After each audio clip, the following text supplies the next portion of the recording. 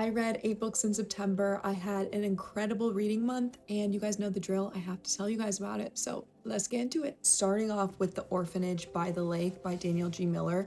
This was a very spontaneous pick. I was at Target. I thought the cover looked creepy, and that was what I was in the mood for, so I picked it up. I am so glad I did because once I started reading this, I couldn't stop. I read it in one sitting. This is a mystery thriller, and it follows this private investigator who is hired to find out this orphan girl who disappears from this orphanage on this lake. As she digs more, she finds terrifying information about this orphanage. It was exciting. It kept me on the edge of my seat. It was exactly what I was in the mood for. Definitely took a different turn than what I was originally expecting to happen, so I loved that. It was just like a perfect little mystery read. Okay, next I read The Wirewalker by James Janko, and I was so incredibly impressed. This book is sponsored, and I am so incredibly grateful to have read this and talk about this on here. It takes place in Tel Aviv in 2019, and it is about a circus that brings both Israeli and Palestinian children together. It follows two girls from two very different backgrounds. One is Palestinian, one is Israeli Jewish. They are brought together by this circus. It follows this deep friendship that they create and the deep rooted animosities that exist between these two. It was super important. It highlights the struggles of the community in the West Bank, the fact of the message that these two girls were from such different worlds,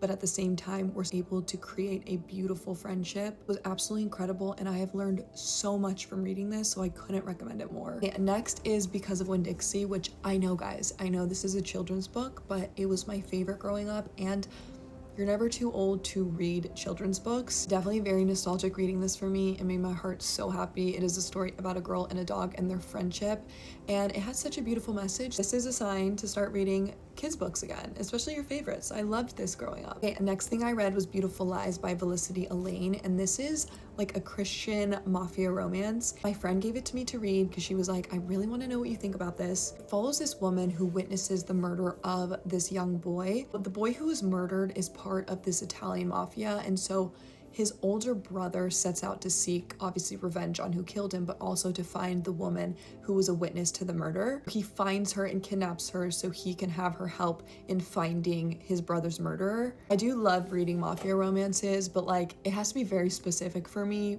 to like it. And he was like kind of like really pissing me off at the end. Yeah, but something was off about him for me, so it kind of like ruined it for me at the end there. But overall, I really liked the idea and where it was headed, but it kind of just... Okay, next is Searching for Icarus by Susan Dawn. It is a poetry book. You guys know me. I read at least once a month because I love poetry. Absolutely adored this. I adore the author. I think she's an incredible writer. It's this collection of sacred poetry. It was beautiful. It definitely is intended for spiritual awakening, exploring humanity. It is told in 5 different parts. Some of my favorite words from this book: I am yet undefined, and no one will characterize the soul of me but me. No longer the nice girl, so you'll accept me, or the sweetheart, so you'll respect me, or the pleaser just to keep you from disappearing like I never existed at all. I exist because I am. I basically annotated a bunch of these and was obsessed with the book. So if you guys need an incredible poetry book that feels like it will like bring you back to life, this is definitely something that you would love. Okay, next is In a Bubble by Karina Wistera.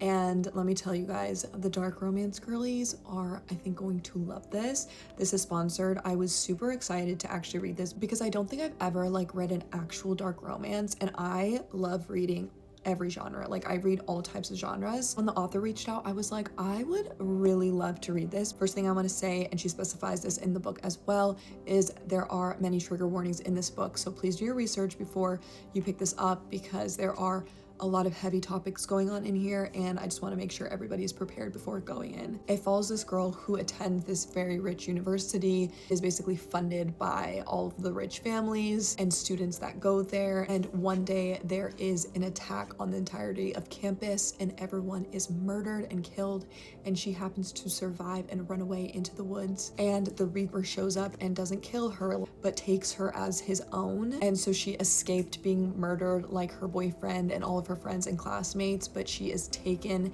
and now his prisoner. I was very intrigued with the storyline and roped in. I will say there were many times in this book that I was sat like my jaw on the floor, but to say that I was sat as soon as I opened this book and started the story is an understatement, but I am so glad that I got to experience a real dark romance. And if you guys like dark romance, go check it out. I think you're going to love this. Next, I read Rumi, Where Everything is Music. This is another poetry book. This is a classic. This is the second of poetry books that was bought for me from this man, an author in London that I met on the street, and he was like, let's go to the bookstore and I'll buy you some books, some of my favorite books.